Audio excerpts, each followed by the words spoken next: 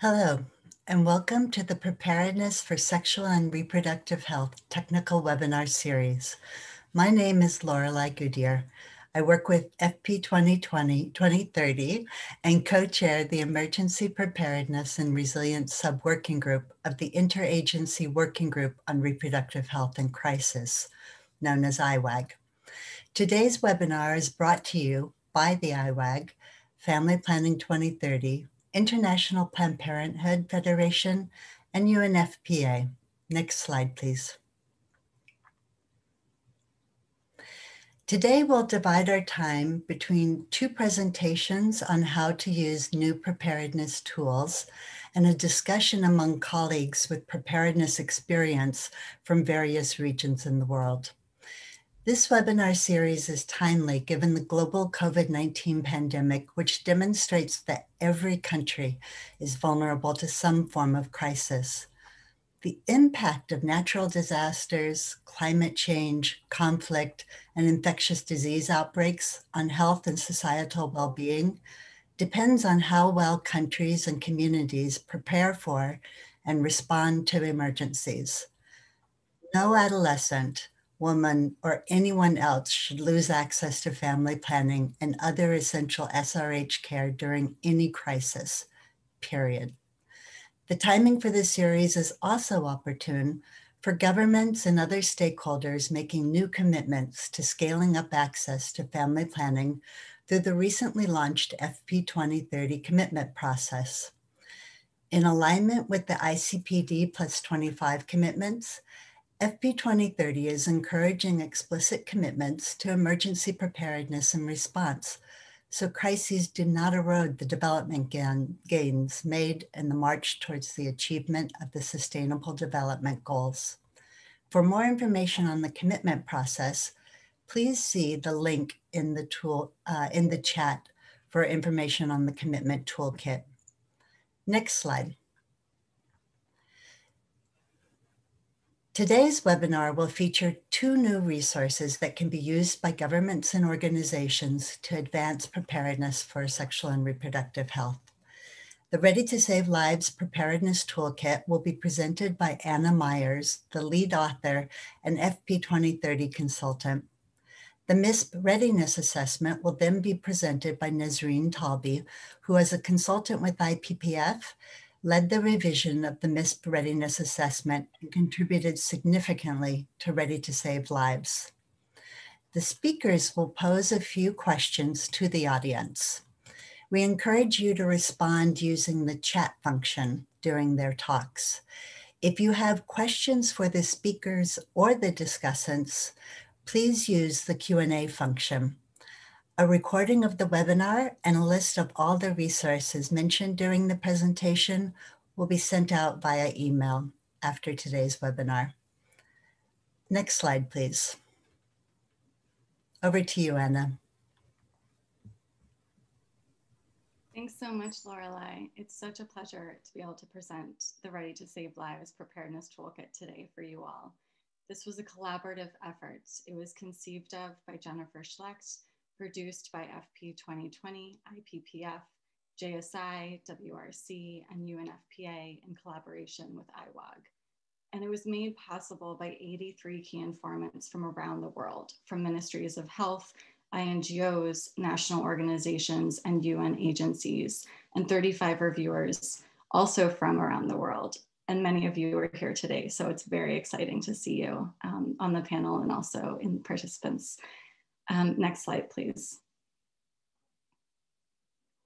So I'm going to give a brief overview of the toolkit and then talk about what's in it, how to engage with it, and then talk about how it works with two companion tools.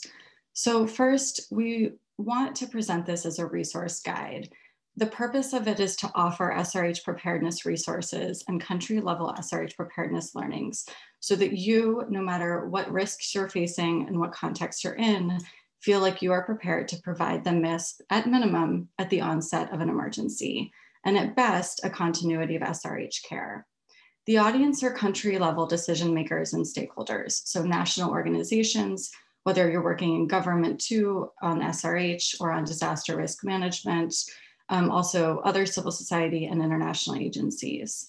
And so we're hopeful that this, no matter what activity you're on, will be of use to you at different stages of SRH preparedness.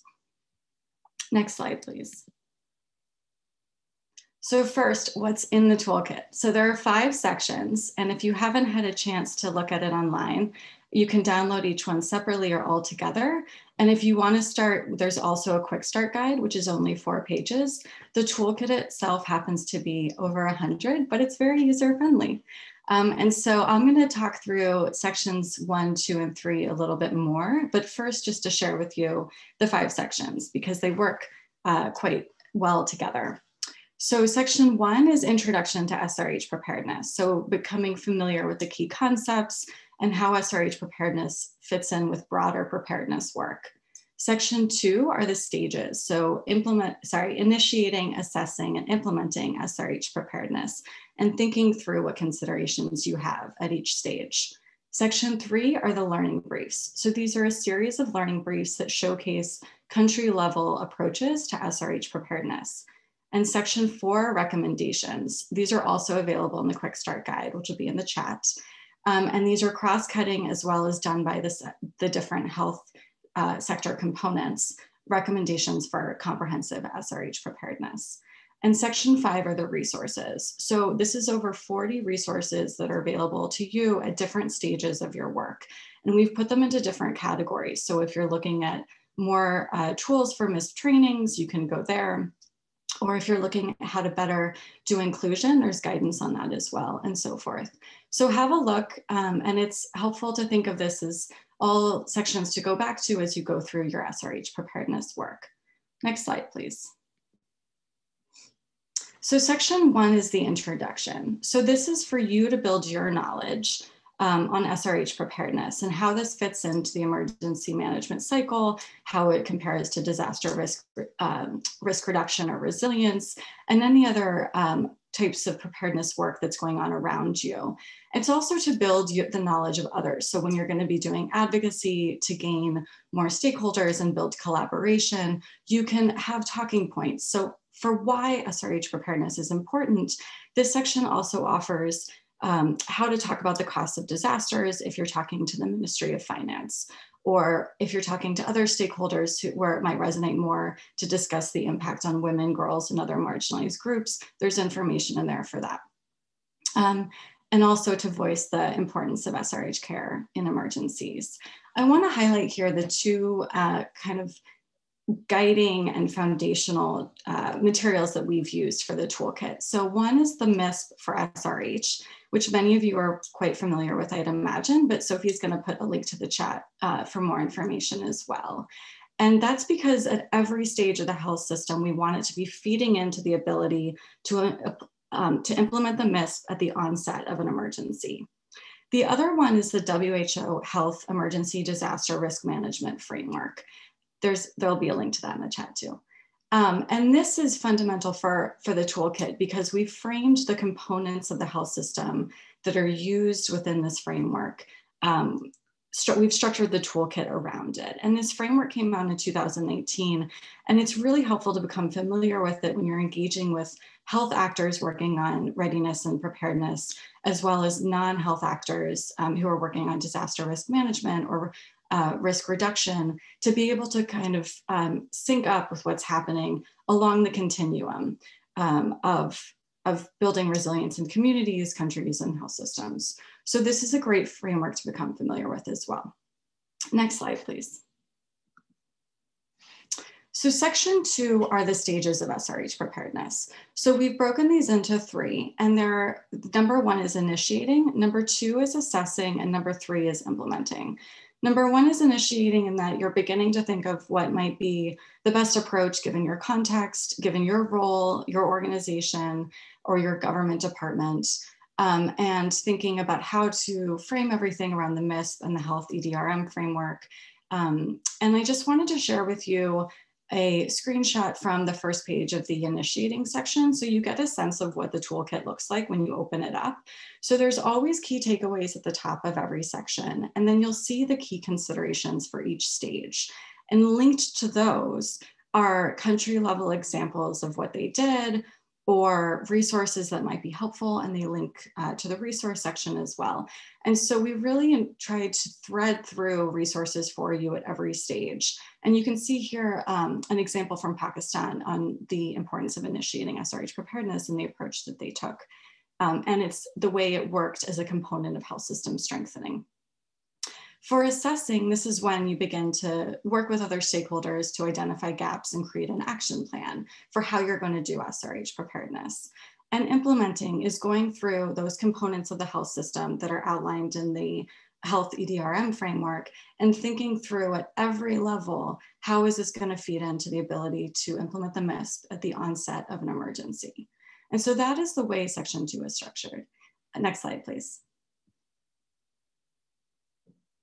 Section 3 are the learning briefs. So this is when you need some inspiration. It's a series of briefs that cover different topic areas that showcase the variety of approaches different actors have taken within so many contexts for SRH preparedness. And as you can see, this is the example of the inclusion brief. And so again, key takeaways at the top. And then when you go through it, there's very detailed descriptions of different approaches taken in different contexts and lessons learned and what factors were considered.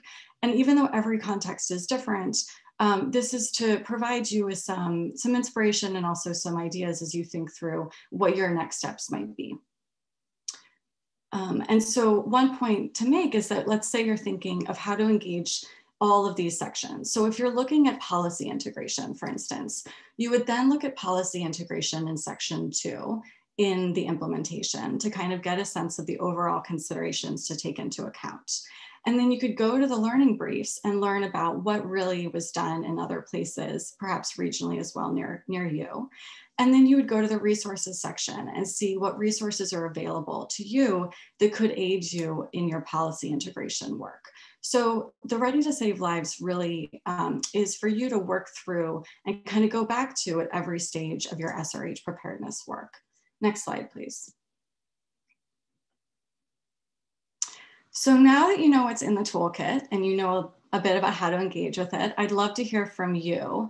What stage of SRH preparedness are you in? And please just type into the chat where you think you are, and that could include you don't know yet. So I'll give you a few seconds to do that, and please let me know.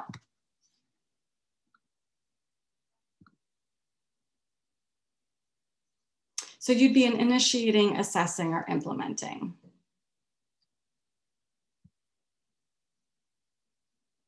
Oh, I love all these introductions. This is so nice to see everyone. All right, I see implementing, excellent. Initiating, okay, great. Thank you all so much. All right, more implementing. This is great to see. Next slide, please. So for you, for those of you who are unsure, there's a new tool out by FP 2030 that's coming out in the next few weeks called the Rapid Self-Assessment Checklist on SRH Preparedness. And this is a really direct and simple questionnaire, yes or no or don't know, that has about 20 questions that you can answer. And that will place you into one of the stages, either initiating, assessing, or implementing. So this is for you, and there'll be a link in the chat to where it will be located on FP 2030's website. Next slide, please. If you are at the assessing stage, this is also very exciting because there is a tool for you. And that's what Ms. Reen will be talking about next, the MISP Readiness Assessment. And so this is where you can begin to look at your gaps and your strengths and begin to action plan together. And for those of you who are at implementing, which so many of you are, I'm thrilled because the Ready to Save Lives is for you. And so please engage with it and check out the implementing section and work through those different health sector components as you think about implementing the MISP in your context, wherever it is. Next slide, please. So for our next steps, this was a really collaborative effort, and we'd love to hear feedback of how the Ready to Save Lives toolkit goes for you and about your preparedness work. There's quite a number of people on the call, and so we just hope that we can continue sharing learning as we go forward. So thanks so much, and now over to you, Nazreen, for the MRA. Thank you very much, Anna. So very happy and pleased to be here, and I'm so excited to see so many people. So this is great and amazing. So what I'm going to do now is I'm going to guide you through the MISP Readiness Assessment. Next slide, please. We all know that preparedness is essential. We have talked about it, but what we will focus on now here is really to see what does it mean to be MISP ready? How do we know if we are prepared? What does it mean to be prepared to implement the MISP as well? And what is already existing in my country or in my region in terms of SRH or disaster risk management, and what capacities are missing? Starting initiatives, building capacity, assessing existing capacities need to be done prior to a crisis. Once in a crisis, there is often chaos, and the more you will be prepared, the better your responses will be. So the MISP Readiness Assessment is really to help you get an understanding of where you are on your current preparedness situation at the moment, and to assess if your country or your region is ready to implement the MISP in case of an emergency. Next slide, please. So what is the MISP? So the MRA, the MISP Readiness Assessment. First of all, you need to know that this is relevant for any type of emergency. It can be human-made emergencies or disaster-prone areas. So it's not specific to any type of emergency. And also it can be implemented at national level, but also at subnational level. For instance, could be implemented only for one region. So the MISP Readiness Assessment really has to be seen as a process, and it's a process for preparedness. It is really a starting point for structured and targeted SRH preparedness work, which will help you identify key areas for further investment.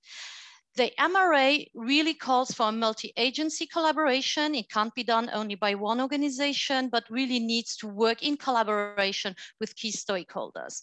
And at the end, it will really help you to provide a snapshot of readiness and capacity to see a bit what is available and what do I need to do to ensure essential SRH services as outlined in the MISP in case of an emergency.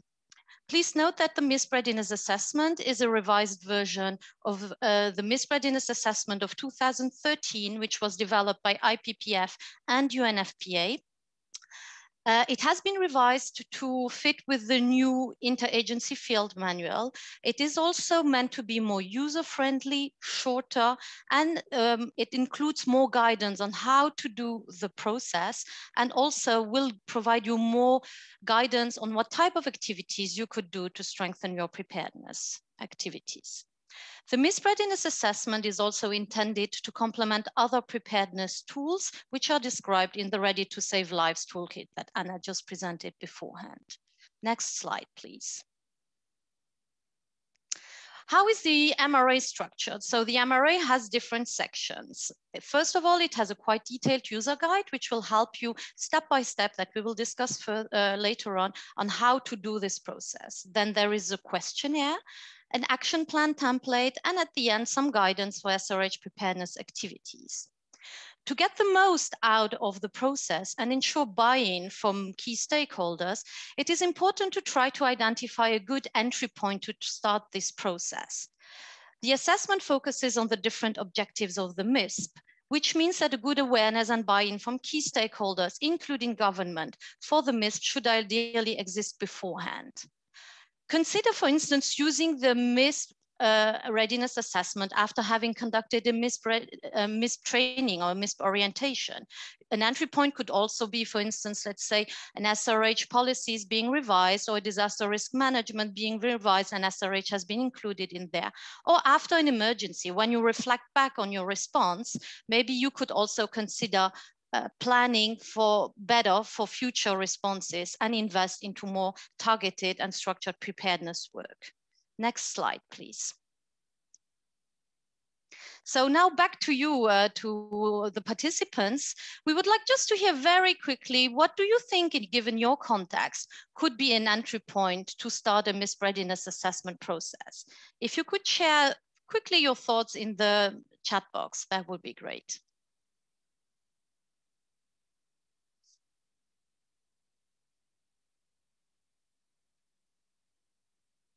And I know that from the participants that I could see, some of them have already done it, actually, particularly people from Eastern Europe and Central Asia that are here now. Yeah, interesting. We see that talking with providers, so having them on board, that could also be an interesting entry point. Any other thoughts?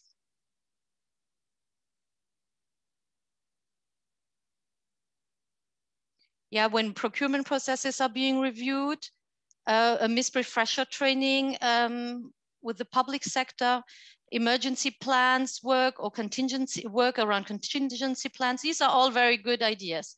Thank you very much. Next slide, please. So now I'm going to guide you a little bit through what this MRA process is and the different steps. So this is a 6-step approach. The 2 first steps are really what we call the preparation steps, and then you have from step 3 to 6, which call for this multi-stakeholder process. Next slide, please. So I will now go a bit more in details into each of these steps. Step 1 is really about having a lead and the right people involved. The lead will be responsible for facilitating the process and also collecting and inputting the information in the questionnaire, for instance. And where possible, it is highly recommended to have the government co-lead this process with the lead SRH organization in your country or in your region. Very often this would be UNFPA, could be IPPF, or any other SRH organization that is present in the area. Secondly, it is important to have a diversity of expertise. There should be, ideally you would involve government, civil society organizations, academics, community representatives, protection experts, disaster management people, etc. And also, as it was mentioned in the Ready to Save Lives, and also here, try to be as inclusive as possible. Include key stakeholders like youth leaders, women with disabilities, people with diverse sexual orientation and gender identities, but also refugees, or religious leaders, people living with HIV, etc. Whatever could be available, or whatever could be relevant given your context. And also the experience of doing the MISP Readiness Assessment in Eastern Europe and Central Asia, the first version of the tool, really showed that the more buy-in you can get from different stakeholders, the better, the more impact it will have.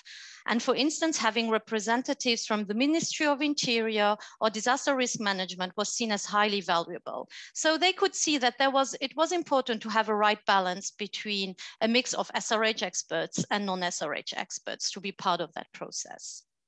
The second step is really about having the needed documents ready. First of all, you would need to see if the language for the MISP Readiness Assessment is accessible for the people where you will be doing it. Otherwise, translation might be needed. And then in addition to that, the process really calls for a good understanding of your policy environments and existing guidelines, because you will need to have this information to answer to some of the questions of the questionnaire. So this desk research work prior to conducting the questionnaire is really essential. And also the experience has shown that there is often a lack of knowledge of existing policies or where maybe SRH provisions are or are not. So, and this is all detailed in the document, in the user guide of the MRA, which will help you identify what type of policies or documents should I be looking into. Next slide, please. So the step 3 is really about the questionnaire. So how do I fill out this questionnaire? There are different options for doing it, and this is described also in the user guide, but we really highly recommend, if possible, is to do it in a workshop where you would gather your key stakeholders together. Ideally, this would be over 1 to 2 days or 3 days, depending on how much time you have and how many steps you want to do, because you could do in a 2-day workshop step 3 to 6 actually, or in 2 to 3 days workshop step 3 to 6. And there are instructions in the MRA on how to organize such a workshop. So you will have a detailed outline if you're interested in doing so. The questionnaire is divided into 3 main sections and has a total of 58 questions. What we call section 0 is more about general information. Who are the participants? Where was it conducted? And who is the lead organization? Then under section 1, it's really looking at the overall readiness. So it looks at policies that are existing, coordination mechanisms already in place, and also resources. And then section 2 is really specifically looking at the MISP-related services. How are the questions organized? There are different types of questions in the MRA. Most of them are yes/no questions, yes, no, don't know questions. Like you would see here on the slide, question 1, does your country have a national emergency preparedness and/or response policy or plan? It's yes, no, or don't know. And then in the comment box, you would put where this information could be found. Some questions, like questions 37, may require a mapping exercise or a description of what is already existing in stable times. For instance, which actors are responsible for ensuring the provision of HIV services in the selected area? This is really to understand what could be scaled up during an emergency and what is already existing. And then there is a third type of question, which is more what we would call like self-reflection questions. And these are like the questions, for instance, here, question 42, where you would have to assess what is already existing. Would you consider it as ideal, minimum needed, or insufficient? For instance, about qualified medical personnel, facilities, supplies, and this would need to be a bit discussed with the key stakeholders there. And the comment box, there you would need to explain the rationale for this rating. Please note, and it is highly recommended to really use the comment boxes, because the more information you would put in there, the easier it will make the steps afterwards, because this will really help you to guide the discussions when you will go into the prioritization of what will be the things you will have to focus on first. Next slide, please. Just a quick check-in with the participants. We said that it was important to have a balance of SRH and non-SRH actors involved in this process. Given your contacts, which key non-SRH experts would you include in such a process? If you could share your thoughts in the discussion box, in the chat box. We may see logisticians. Indeed, logisticians are very important for this type of exercise. Organizations of persons with disability, which is also essential in terms of being inclusive, community leaders, gender-based violence experts. Oh my God, there are a lot of info.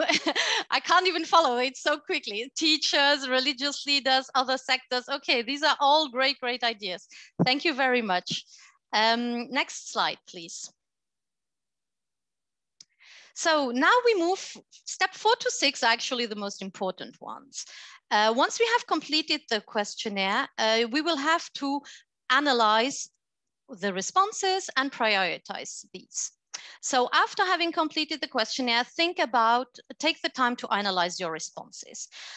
We recommend that you first start with looking at the ones where you answered, I don't know. If you don't know, it means that there is a lack of knowledge for these ones, and then maybe find a way of getting that information. Maybe some people in the room might have that information, or you might need to get in contact in order to be able to answer to these questions.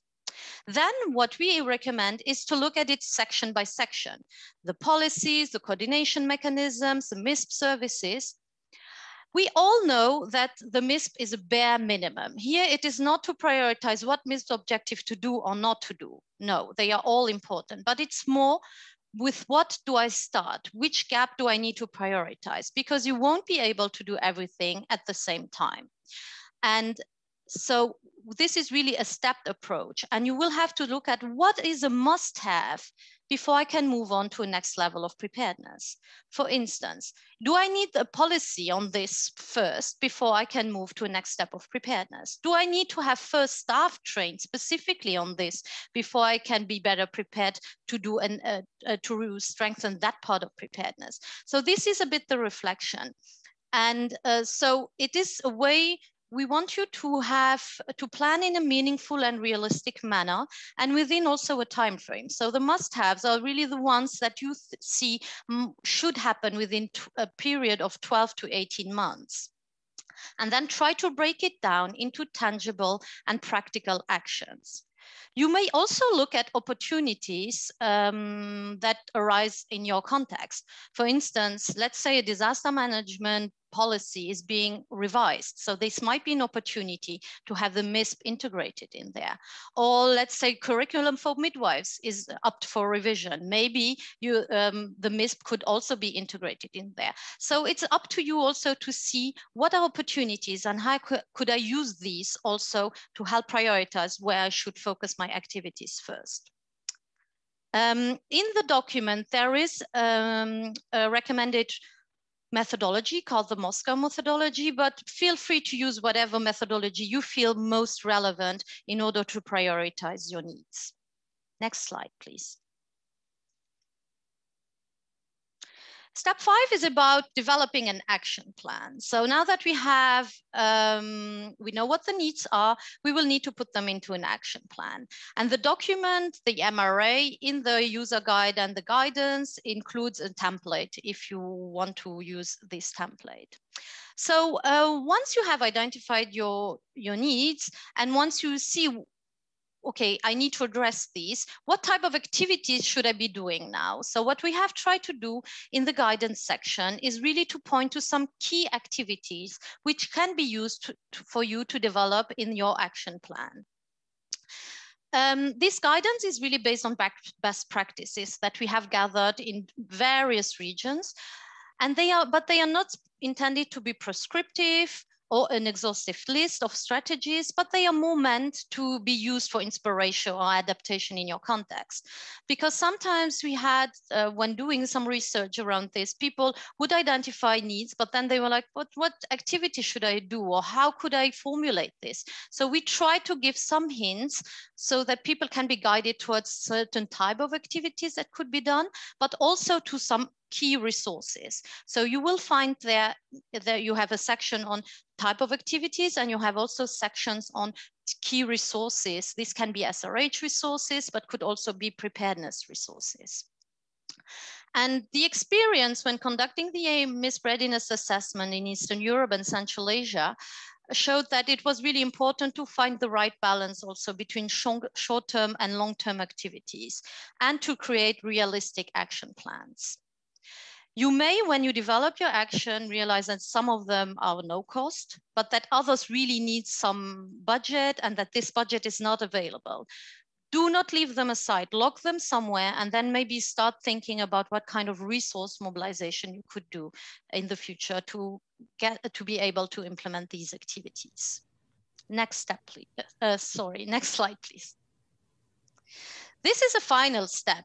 Probably also one of the most important one is really about ensuring the follow-up of this.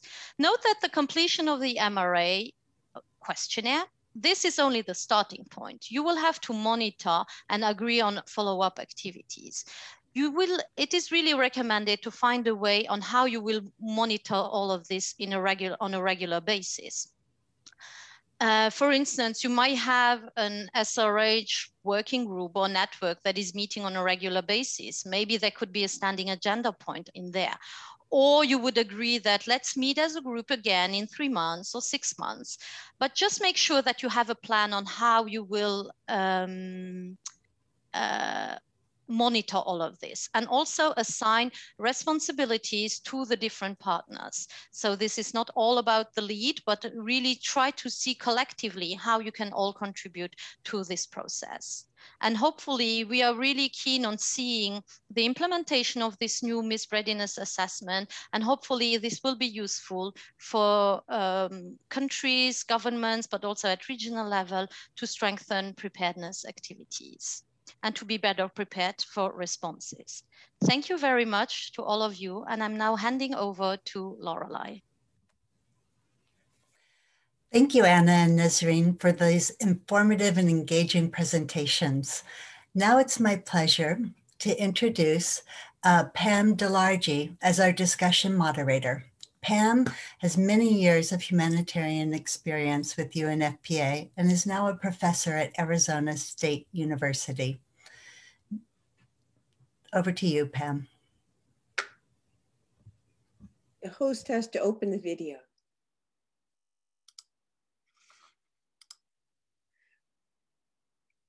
Okay, good morning, good afternoon, everybody.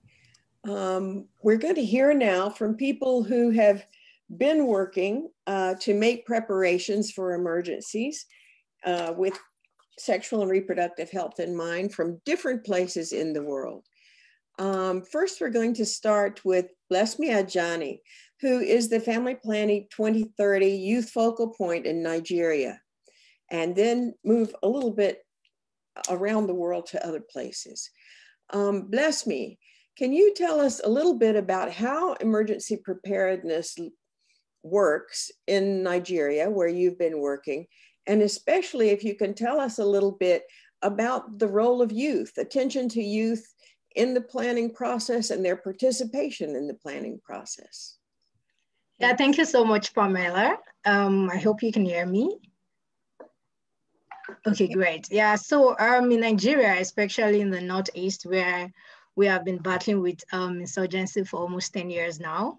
I know that when the insurgency started, there was nothing like preparedness plan because it wasn't expected, we didn't anticipate it, but you know, along the line, we continue to learn about our new situation, and then we continue to adapt. So this is how it works. There is the preparedness plan is coordinated by SEMA, which is the State Emergency Management Agency, and with other partners where they make plans year in, year out, every year about the IDP camps and all.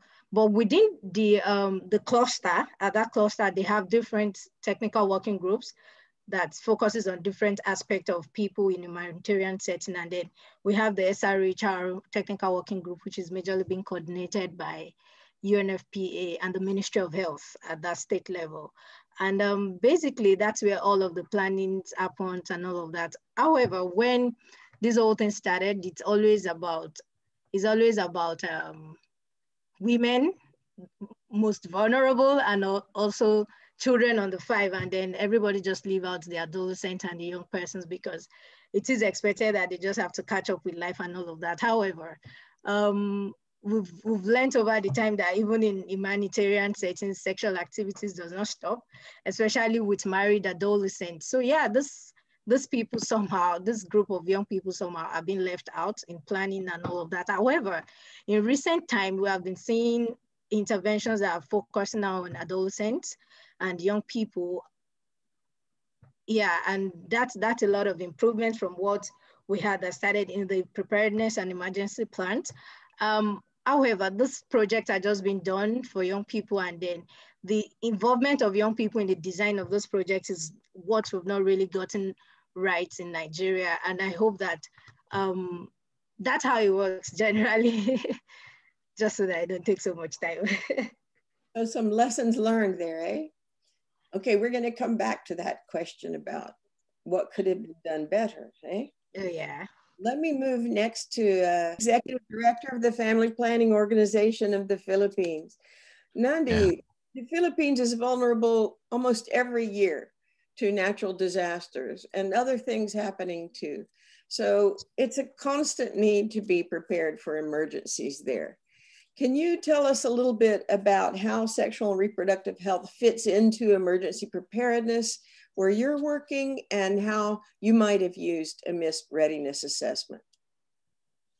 Yeah, okay. First, let me give you a brief context on our situation in the Philippines. You know, Philippines is a highly vulnerable country to natural hazard because of our geographic position in Southeast Asia. On average, we are visiting with around 30 typhoons every year. Other major natural disasters we are regularly experiencing include earthquakes, floods, and volcanic eruptions. So the good thing for our country is that MISP has been institutionalized as a national policy in the Philippines. It is among the provisions in at least two major national laws. One is the Magna Carta of Women passed in 2009, and the other is Responsible Parenthood and Reproductive Health Law of 2012. These laws stipulate that MISP shall be part of the government's response to protect women, girls, and children during emergencies.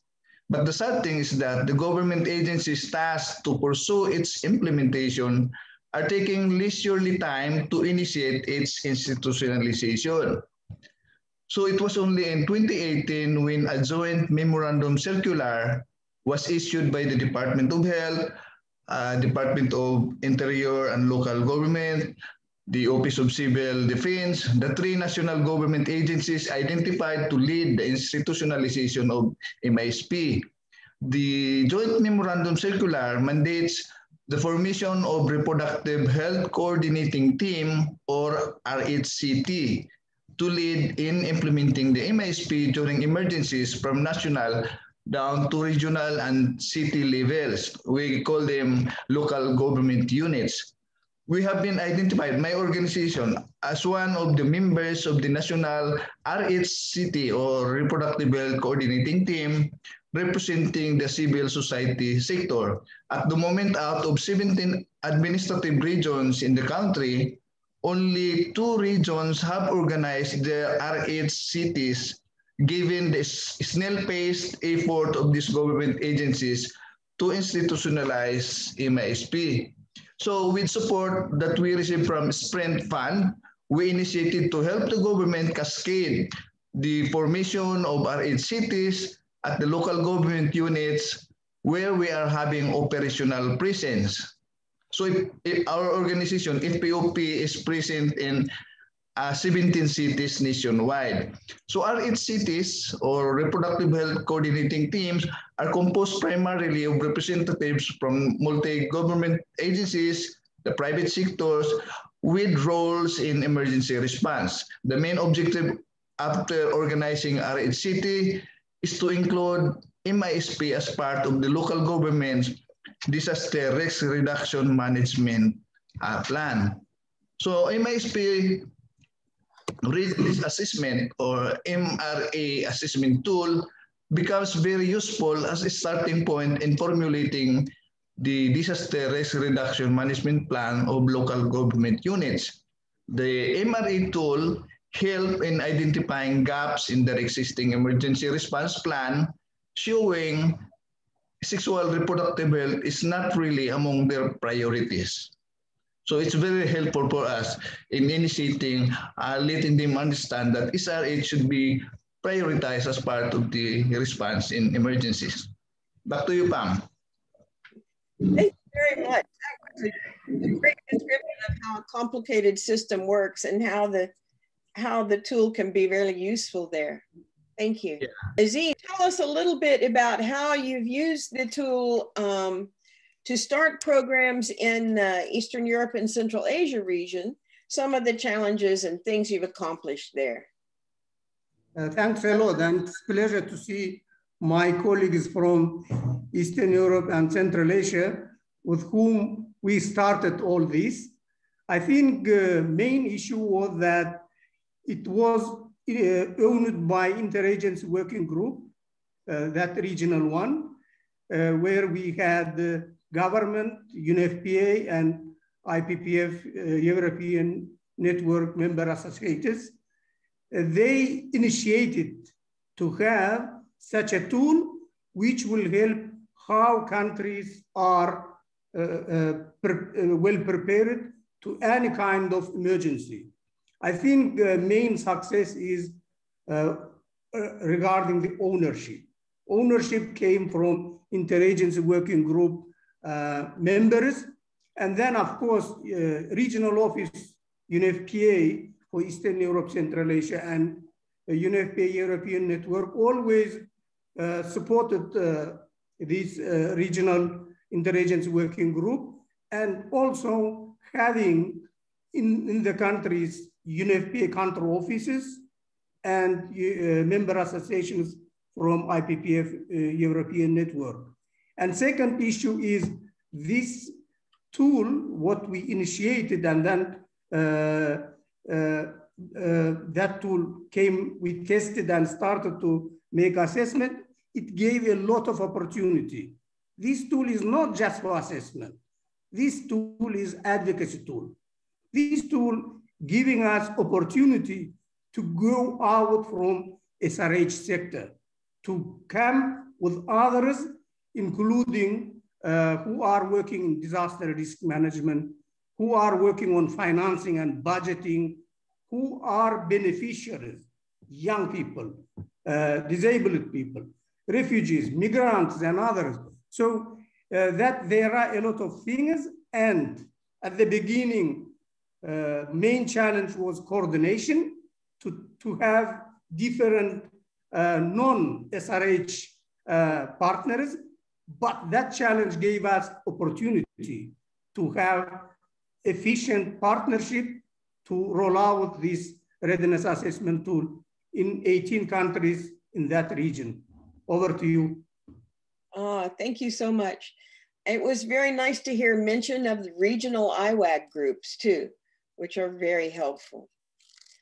Okay, let us go to Kenya now, to John Wafula, who's the Humanitarian Program Officer in UNFPA Kenya. John, how is emergency preparedness being advanced in Kenya?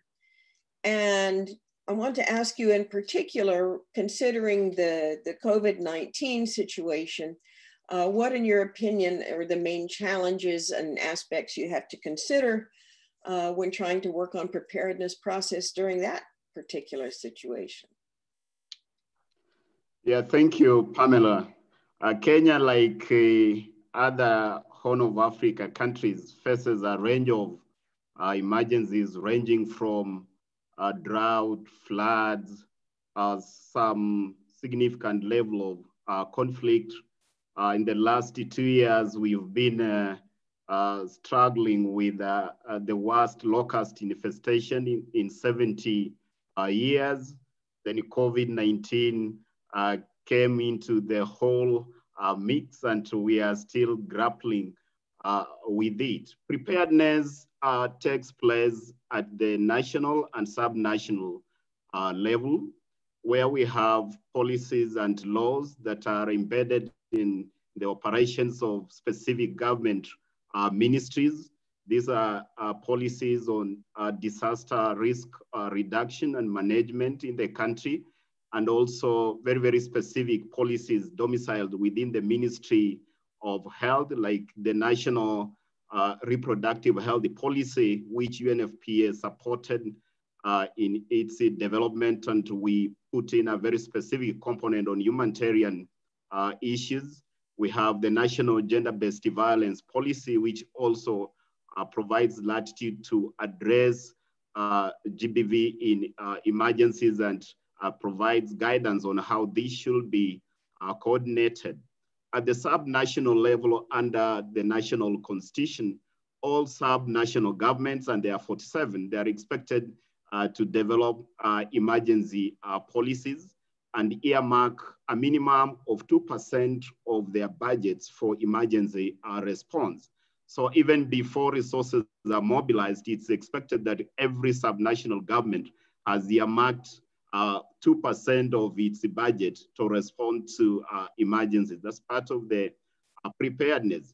But there is also the aspect of institutions at the national level, like the National Disaster Management Authority, National Disaster Operations Center, National Drought Management Unit, quite a number of well-supported institutions as part of the preparedness and response measures that exist in the country. Coordination is fairly well managed jointly by the government and the UN bodies under the Kenya Humanitarian Partners team, which meets monthly. During COVID, we were meeting weekly, but now we are meeting monthly. Unlike last year, this Kenya Humanitarian Partners team brings together UN agencies, government, ministries, and civil society organizations. Within that setup, UNFPA, as the GBV area of responsibility lead, offers a leadership in the GBV area and works closely with WHO to ensure that SRH responses are well mainstreamed into emergencies. Looking at COVID-19 and preparedness, some of the challenges that you would encounter is the level of expertise that is there to support the process because of staff being drawn into various activities around COVID. So just creating the necessary human resource capacity to undertake the exercise would be a challenge. The other challenge would be resources to drive the process, as financial resources would also be a challenge because of the prioritization aspect when government and partners are dealing with the COVID response. Now, we've been using the results of our MISP Readiness Assessment in 2018 to guide the COVID response, especially in the areas of coordination. And we've seen good results so far. Thank you, Pamela. Okay, thank you so much, John. One thing, and there's a common theme here, I think, and that is that emergency preparedness and emergencies themselves focus people's attention, and it provides an opportunity to raise awareness about sexual and reproductive health to people who would never have thought about that topic before. I want to go back to Bless Me now. Bless Me, how did the COVID pandemic affect what you all were doing in Nigeria?